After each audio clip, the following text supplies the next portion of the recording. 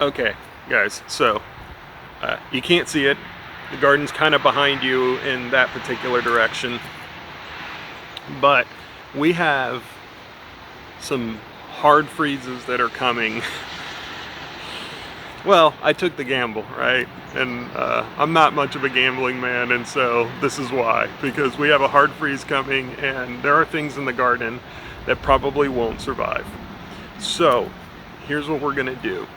I have, from when my home was built, um, the builder so kindly left some trash under the house, but these are, I don't know what these are called exactly, but these are the little wires that you might see if, let's say, you live in a basement home or in a crawl space home or something where you can get underneath the finished flooring of your house.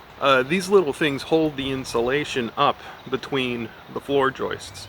So the insulation, oftentimes, if you don't have these little wires that you can get at your big box stores or wherever, if you don't have these wires, they will the insulation over time will start to sag and tear open and fall to the ground, and it's a mess, and then your house is not insulated anymore. So if you have a crawl space or a basement, you might want to make sure you might have some of these.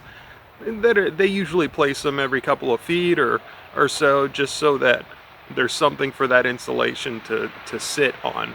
And they basically, this is not a how-to for insulating your house, but basically these are just long enough that they will bend just a little bit, and that tensile pressure there is what kind of pins them between the joists that are set about 16 inches on center. So anyways, that's your DIY house building talk for today. But what I wanted to really use these for was basically turn these into the world's tiniest low tunnel. All right, let's go do this, and I'll talk a little bit more about it after it's all done. So we've already had some pretty heavy rains all through last night and this morning, and we're gonna have some really deep freezes later today and through tonight. We're gonna be getting down into the low 20s, maybe even the teens. So we're going to go ahead and use these wires that I mentioned earlier, and we're going to build tiny little hoops over the potatoes. Now, I'm doing this mostly just to prop what I'm going to lay down over these so that they don't smother the potatoes. They might be okay, but this is really just a little bit of insurance policy. So once again, I'm going to take these, we're going to bend them, and then stick them in the ground to make small hoops.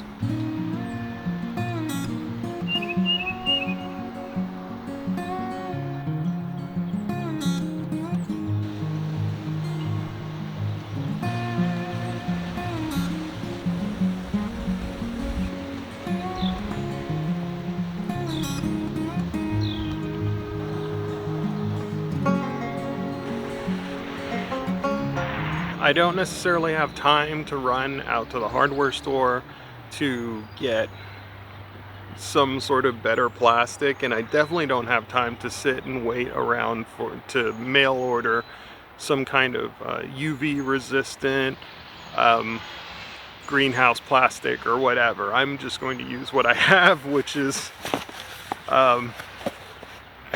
extra light painter's plastic, and this is like super thin stuff. It's less than like 0.5 mil.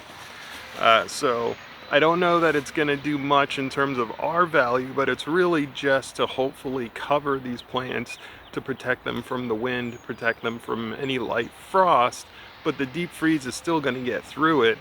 Hopefully this will at least contain any sort of heat that might be generated by the soil, even if it's only for a little bit. Again, there's zero R value in this plastic, but it will hopefully help to heat up the soil with what little sun we have right now, and hopefully keep that frost off of the plants through the night, keep the wind off of the plants through the night, and I think that's going to make a huge difference.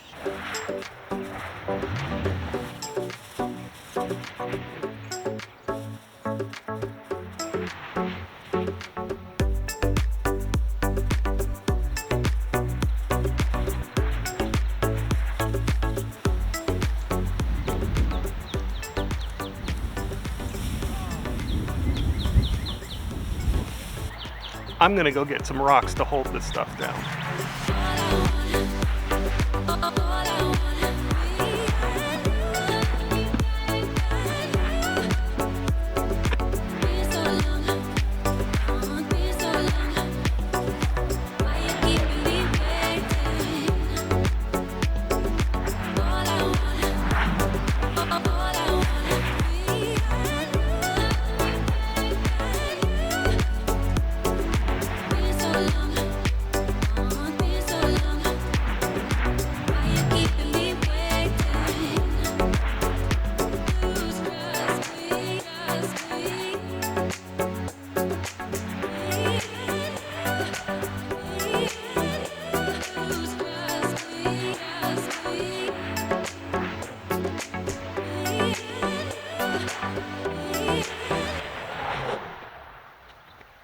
So what I'm doing right now is I'm actually pulling the mulch back just a little bit so that I can lay the plastic down and then put the mulch down all along the edge here to at least help try to prevent uplift.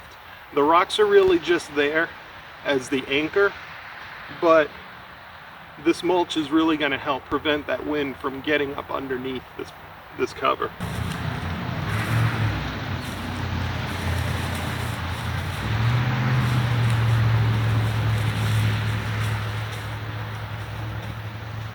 And finally, my lone potato, my lone survivor from all of those winter sown potatoes that sprouted up and then died. I'm gonna give him a fighting chance. You got this, buddy. You got this. We gotta name that potato, guys. Okay, guys, I think I'm gonna leave it there for now. I still have some repairs that I have to do to some of the beds. There was a lot of damage that happened because the wind and the heavy rains, they were just out of control. Even all of the trenching and everything that I did to try to redirect heavy rains, it still wasn't enough.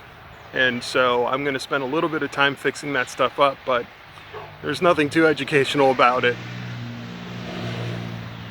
I just gotta push the dirt back into the beds, try to get the wood chips out of it.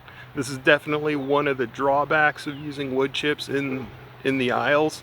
It's because when you do have washout like this, it's really hard to separate the wood chips from the compost. If it was, say, a leaf mulch, you could rake it right into the beds. The leaves will break down very quickly, but these wood chips, they stick around for a while. And so if you're growing a lot of leafy greens or very shallow rooted stuff, you can run into problems if this happens continually, but I don't think it's going to happen here now. This is just the first time this has ever happened. There's fresh compost down, and that's why it kind of washed away very easily. But either way, I'll get this done. Until next time, you guys, as always, be good, and I'll see you on the next one.